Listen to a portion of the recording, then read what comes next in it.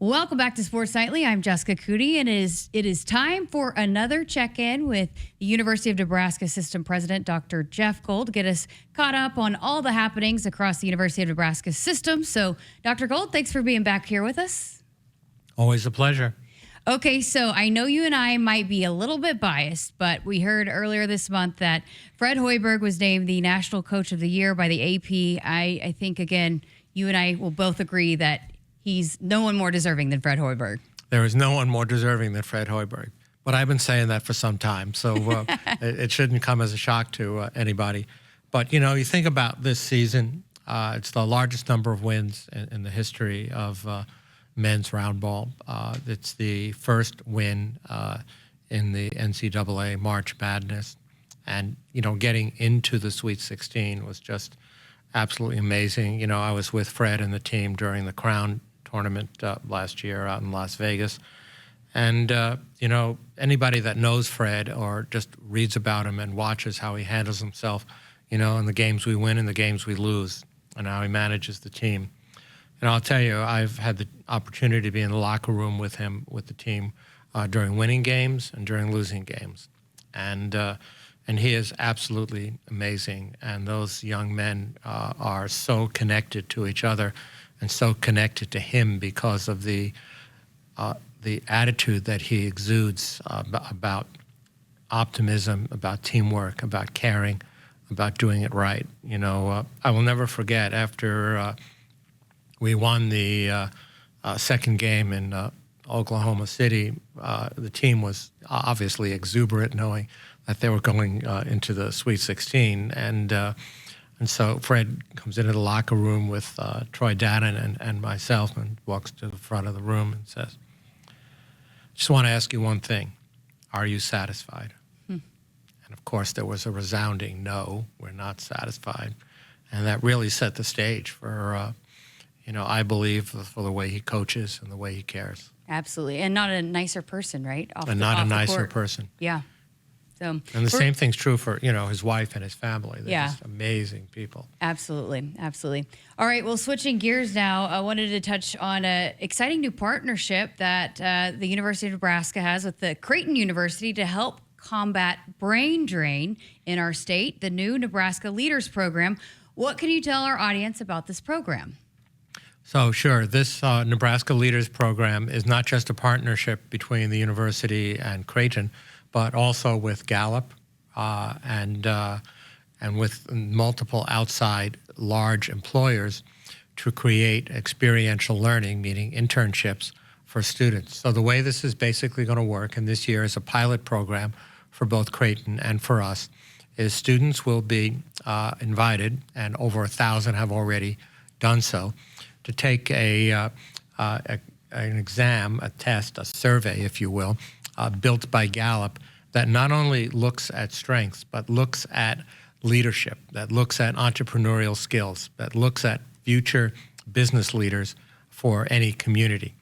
And the top tier of that group will be selected to be enrolled in this program, either in the College of Business at Creighton or in one of our programs here, either in business or think Rakes or Kiewit or Scott Scholars or one of those, and that have an opportunity to have unique coaching and counseling, but also to have some of the most powerful internship opportunities with the hope of future employment. And of course, the idea is very simple, is to identify the very, very top performers in this group. And the interesting thing about it is that the individuals that score very high on this survey are not necessarily your top academic students. And they're not even necessarily those that ace the strengths, you know, survey that Gallup provides. They're unique individuals. And you know, you think about the Steve Jobs of the world, you know, and what they were like, you know, and others who, you know, could barely pass a course in college and yet turned out to be some of the most powerful business leaders in the history. And so the idea is really very simple to answer the question. And of course, the Gallup team has validated this survey. I believe, if I remember what Jim Clifton told me, is that it was validated on over 17,000 individuals as being predictive. So we'll see if we can identify, potential high school seniors who score high on this survey, and then get them matriculated and give them this amazing wraparound service, and of course, full scholarship support. Sounds like a great partnership. And speaking of partnerships, you have an important event coming up in just a few days with the National Council on Competitiveness that will discuss the future of bioeconomy. Why is Nebraska the place for this conversation to happen? Sure. Well, the Council on Competitiveness is a national organization based in Washington, D.C., that consists of Fortune 50 CEOs, about a dozen university presidents, and several leaders from the national labs. Think Lawrence Livermore and others. And I've had the opportunity to serve on their board for many years. It's another one of the random things that I do. I actually was recently placed on their executive committee of the board. But the area of the bioeconomy, and we're not just talking about agriculture for food, we're talking about agriculture for clothing. We're talking about agriculture for medications. We're talking about agriculture for cosmetics, agriculture for sustainable jet fuel, agriculture for all these different purposes, which creates a sustainable approach to growing our way into the future economy. And it turns out that other countries around the world, developed countries and developing countries, have invested billions and billions of dollars in growing what's called the bioeconomy. And the Council on Competitiveness has identified the ag sector, the bioeconomy, as one of the most prominent potential growth areas for our country. That's what the council does. It identifies potential areas of growth to be invested in by public and private dollars. So we are bringing hundreds of people from across the country, from the industry sector, from military, from foreign governments, et cetera, to talk about what they're doing in the bioeconomy and to see if there are lessons we can learn and apply. And of course, right here in Nebraska, right in the center of the United States, with a huge ag economy, the number one part of the economy, to have a former governor, Jim Pillen, to be able to join us and so many others just makes sense. And of course, we'll have the opportunity to showcase some of the ag sector here in Nebraska. There'll be some tours of our facilities. So I look forward to a very, very successful event. And it'll be hosted actually at the Durham Museum in Omaha, which of course is a very historic location to be able to host an event of this nature. Fascinating.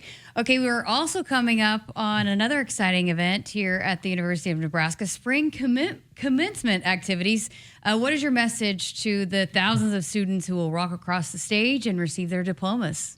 Well, first, it's one of my favorite times of the year. I was going to ask you, is it one of your favorite days of the year? It is. I enjoy putting on the regalia, the cap and the gown. I enjoy saying a few welcoming remarks.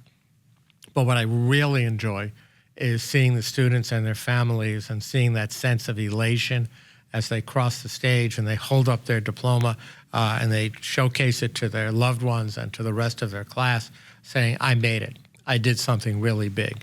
And, I've thought a lot about that over the years because the graduations or commencements, as we call them, are truly life-changing, transformational moments. They're moments that punctuate one's life when one really has to ask the question, what am I really doing? Where am I going? And a college degree, an undergraduate degree or a graduate degree, is exactly that kind of moment because now you have the tools in the tool chest to do anything you want. And so my advice to our graduates always is dream big. Figure out what you want to do, set a destination, and go make it happen. And if you have to change your path along the way, or if you have to go more slowly, or you have an opportunity to go faster, no problem. Just go for it. What you're going to be most successful as a graduate of our great university. And I am so excited about how successful our university is in empowering people to build their futures, but you have to dream big, and life has its ups and downs. We all know that. Anybody that lives a couple decades has seen that in their family. They've seen it in their friends. We just have to learn to be resilient and deals with the ups and downs, and at the same time, make your dreams come true. And we're continuing to see record numbers, record academic numbers here specifically at the University of Nebraska and within the athletics department. I know you're really proud of that, and Dennis LeBlanc and the job that his academic staff does. Oh, absolutely. The academic programming, and we have so many academic All-Americans. Dennis is a phenomenal leader and serves in a really critical role with the team of people. And I walk through the Osborne Center not infrequently, and I see our student athletes hard at work. So I know that they're going to do their academic things. I had a chance to talk to Rink Mast not too long ago about some of his academic things. Boy, what an academic rock star. And by the way, he can handle the basketball, but he is no slouch in terms of the number of degrees that he's pursued and the courses that he's taken. And I'm sure he's going to have a really exciting career ahead of him, no matter what he chooses to do. Absolutely. All right. Well, any final thoughts for our listeners?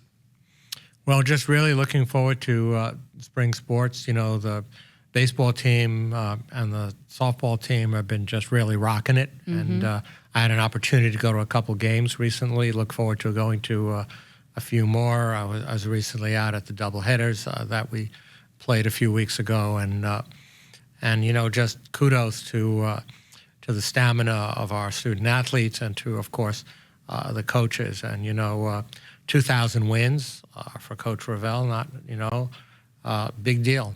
Yeah. Really, really big deal. I'm sure we'll find a way to celebrate that in the future. So go Huskers. I love it. I love it. Hard to believe. Next time we'll be chatting, it'll be in May, and hopefully a big May for both those teams as well. Absolutely. Well, great stuff as always. We appreciate you stopping by, and we'll look forward to chatting with you a couple more times here coming up in May. Again, that is Dr. Jeff Gold, the University of Nebraska System President, here catching us up on all things happening across the University of Nebraska. We've got to step aside for a break. More coming up right after this.